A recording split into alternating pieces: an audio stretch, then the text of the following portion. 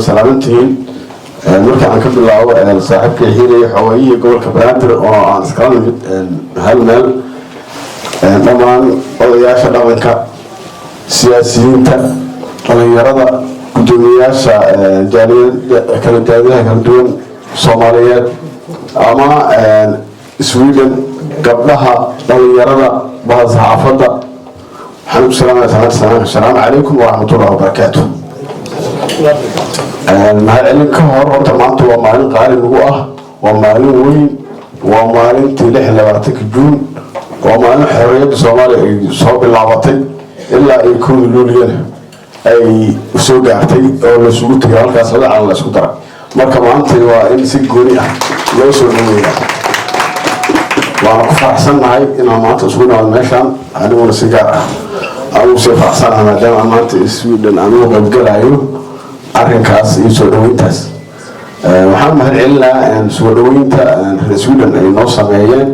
oo aad ka quruxda badan leh oo aan loo kala harin oo Soomaalnimada leh oo inta hadda aan soo maray wadamo badan aan soo maray waxaan moodaa Sweden inay si gaar ah uga abaabulan yihiin ama isaga duwan yihiin inkastoo meel kasta oo si Soomaali ah ugu soo dhaweynay haddana waxaan leeyahay si dadaalkiina si badiya Soomaalida ay sharaf leh Soomaalida ayaa fiican ayada saga ugu gaari karaa wadankii aad ka soo tagteen oo dhibabka jiray iyo siyaabo badan oo kala duwan aan looga soo wada tageen wuxuu ku socdaa wada fiican oo aan rajeynayno in aad ku soo laabatiin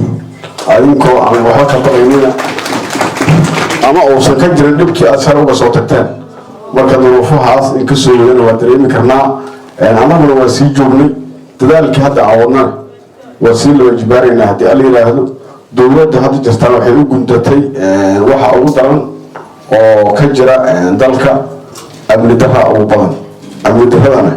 waxyaabo badan aa keena laakiin hadda midda ugu daran oo taagan waa nimanka la yidhaha khawaarij oo shabaabka ummadda dhibaatada badan u geystay aadna kaba qabtiin marka tallaabta koowaad ee qaaday amba ay ku talagashay waa in horta cadawgaas laga sifeeyo dalka kadibna loo gudbo waxyaabihii kale oo la qaban karo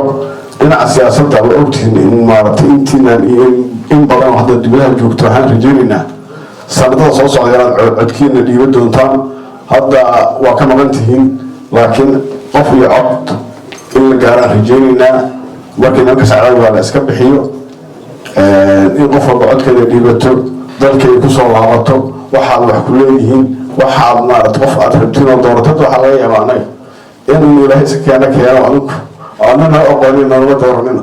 laakiin waxaan rajeynaynaa in aad madax aad dooratiin oo adinka idin kamid ah iyo kuwa waddanka jira intaba inaad wax ka dooran doontiin sida hadda wax ku socdaan waxyaabaha yar oo maqlaysiinna waxaan rajeynayaa inaysan idin jebin isla qabsigu weligeed buu waa jiray dagaalo yar waa iska jireen laakiin nabada ka dambaysa waxaan rajeynayaa insha allahu in ay waxaas dhabka hore iska dhammaan doonaan dalkuna uu u gudbi doono nabad iyo sidii aad ku soo laaban lahaydeen